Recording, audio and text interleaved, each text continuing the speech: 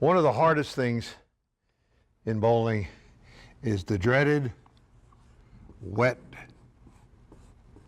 dry pattern, which means if you miss in, it hits flat, and if you miss out, the ball jumps up on the nose or goes through on the face. So you're deaded wet dry. That happens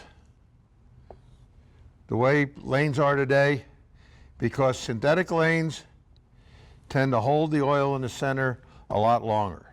So here's your oil in the center.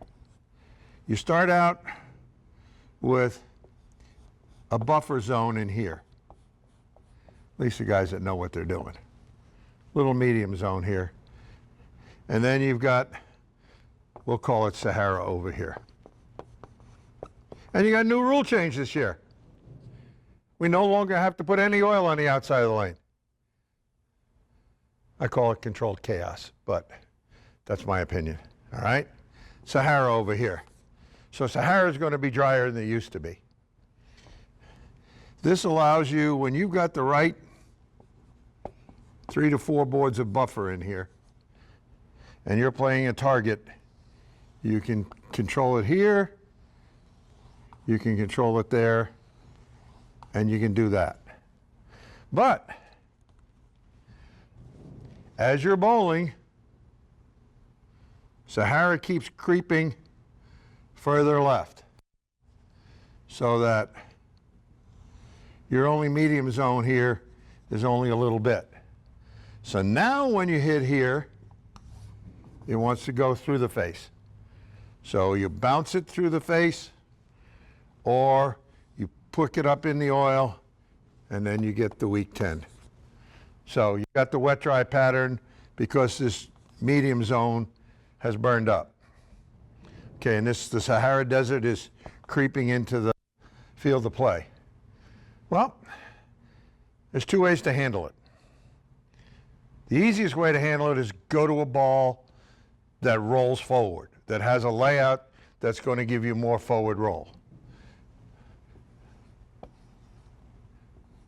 When you want to cover boards, we get the pin here and the PSA there. We get this line. That's going to work good when you want to do this. But as Sahara creeps in here, that ball is going to jump through the face.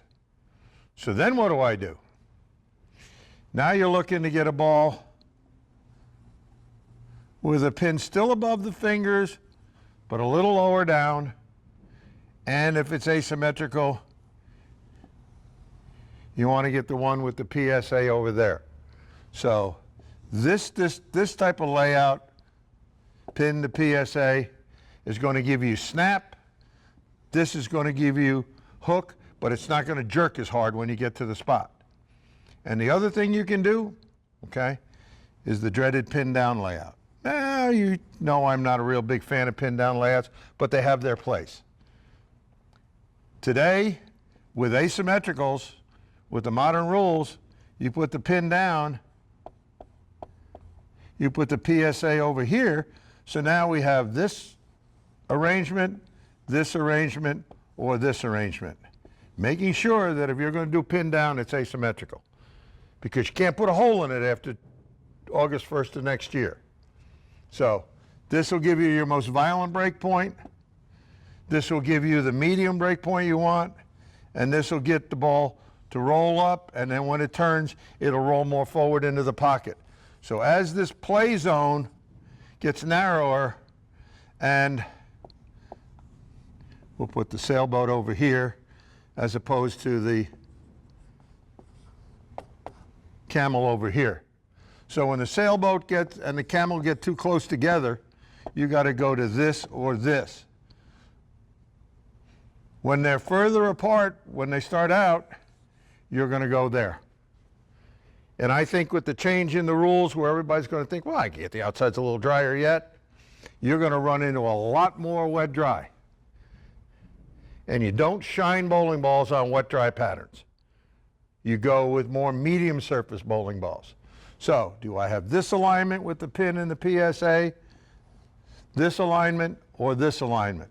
This one changes direction, this is in the middle, and when they get really wet dry, that gives you what we call hook stop strike is what we call it. Del Ballard made it very famous in the old days. So that's how you combat the wet dry. I think they're going to see an influx of more now that the USBC has told proprietors, don't oil the outside of the lane, it don't matter. The other thing you're going to do is you're going to see more people walking down the outside of the lane to get dead wood in the gutter without slipping and falling. So you'll know what's going on. Try that. Hope this helps you score better this year.